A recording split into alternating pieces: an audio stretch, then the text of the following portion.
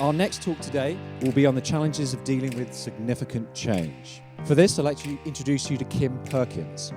Kim is a former journalist and pro athlete. She holds a Ph.D. in positive organizational psychology from Claremont Graduate University. Please join me in welcoming Kim Perkins.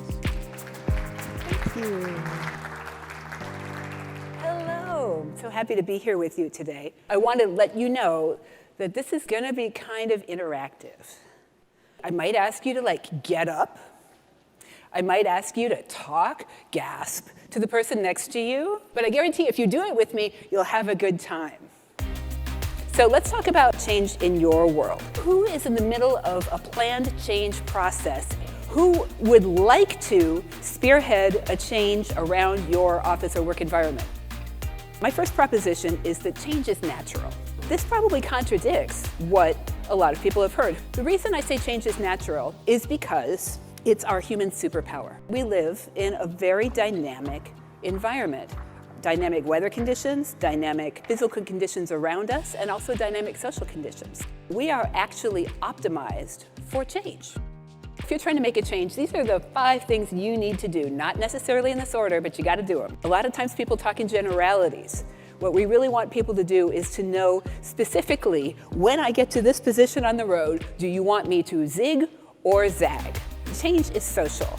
Change is something that we do by looking to see what everybody else is doing.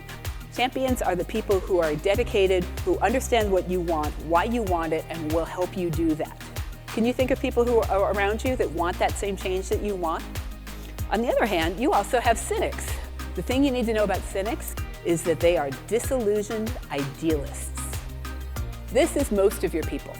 There's going to be a few champions, a few cynics, and everybody else is pretty much just waiting to see which way the wind blows. And that's why those cynics and champions are so important.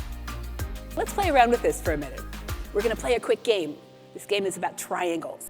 Choose 2 people. Choose them secretly. Don't let on who they are. That's great. I am now going to go tap somebody on the shoulder. If I tap you on the shoulder, stand up. If somebody in your triangle stands up, I want you to stand up too. You got an envelope when you walked in, right? Open up those envelopes. Inside, you will find 2 corks. One will be the natural cork that Dom Perignon invented. The other will be the wine industry's response to that. What I'd like you to do now is to turn to the person next to you in 2s or 3s and talk about which cork you're going to keep. There's no right answer on this. We like to think of change as having 3 phases.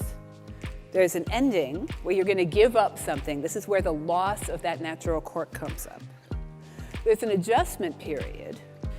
And then there's a beginning where you start to be adopting the new phase and it's a happy thing for you. And you feel good about it and the way the future is going. A lot of times people who make change, they want to jump straight to that beginning stage. There's a bunch of different ways that we can handle loss. First loss is loss of control. People don't want to be told what to do. The second one's a loss of pride. Loss of time. Changing takes time. It takes a certain amount of bandwidth to get there. And finally, loss of familiarity. We all like to do things that we've been doing for a long time. Change doesn't have to be hard. It's usually messy, but it doesn't have to be impossible, and you can get there. And if you'd like any help with it, find me.